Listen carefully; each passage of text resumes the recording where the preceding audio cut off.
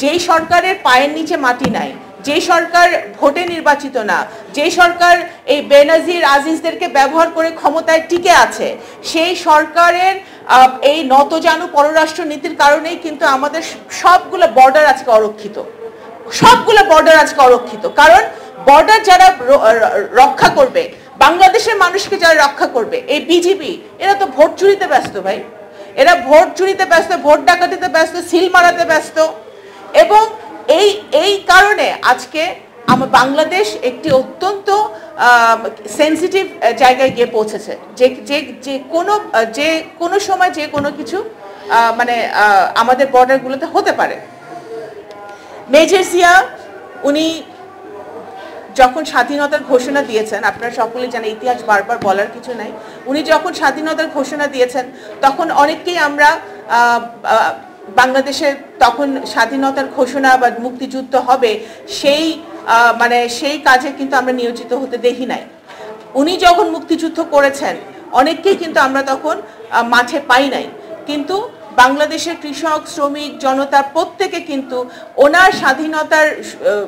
ঘোষণা শুনে অনুপ্রাণিত হয়েছেন। ইভেন যারা আওয়ামী লীগ করে, এবং আওয়ামী লীগের বহু আপনার সাংবাদিক আছে, আন্তর্জাতিক লেখকরা আছে, তারা লিখেছে যে তারা কিভাবে পরিষ্কারভাবে সেদিন স্বাধীনতার ঘোষণা একজন মেজর জিয়ার মুখ থেকে শুনেছিলেন। ওনার স্বাধীনতার ঘোষণা, ওনার এবং পরবর্তীকালে মুক্তিযুদ্ধের পরে উনি যখন এই বাংলাদেশ জাতীয়তাবাদী দল নামক একটি দল গঠন করলেন এবং সকল দলকে এই দেশের মাটিতে রাজনীতি করার সুযোগ করে দিলেন, উনি কিন্তু বর্তমান অবৈধ প্রধানমন্ত্রী শেখ হাসিনাকেও রাজনীতি করার সুযোগটা করে দিয়েছিলেন। আজকে সেই কারণে কিন্তু আজকে তারা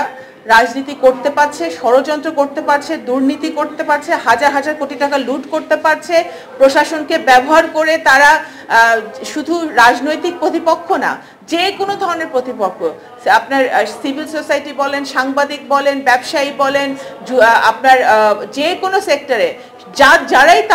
যাদেরকে তারা প্রতিপক্ষ ভাবে তাদের বিরুদ্ধে কিন্তু তারা অবস্থান নিচ্ছে, তাদেরকে তুলে নিয়ে যাচ্ছে, তাদেরকে গুম করছে, তাদেরকে খুন করছে, তাদেরকে মামলা দিচ্ছে। আজকে যদি শহীদ রাষ্ট্রপতি জিয়াউর রহমান আজকে আমাদের মাঝে থাকতেন, আজকে আমাদের মিয়ানমারে আজকে সেন্ট মার্টিনস দ্বীপে যা হচ্ছে আপনারা দেখেছেন, গুলি করছে আমাদের সেনাবাহিনীর দিকে বা আমাদের লোকজনের দিকে, বর্ডারে কিন্তু সেন্ট মার্টিনস দ্বীপে গুলি হচ্ছে, আমাদের মিয়ানমারে গুলি হচ্ছে গত কয়েকদিন ধরে, অবস্থা খুবই খারাপ। আজকে যদি একজন মেজর জিয়া থাকতেন, একজন শহীদ রাষ্ট্রপতি জিয়াউর রহমান বেঁচে থাকতেন, এই যে বর্ডারে হতো না এই ঘটনা। আমি এই কথাটা কেন বললাম, কারণ এই 2 দিন ধরে আমি এই নিউজটা ফলো করছি। আমার কাছে মনে হচ্ছে যে এই বর্তমান সরকারের নতজানু নীতি, আপনারা সকলেই জানেন,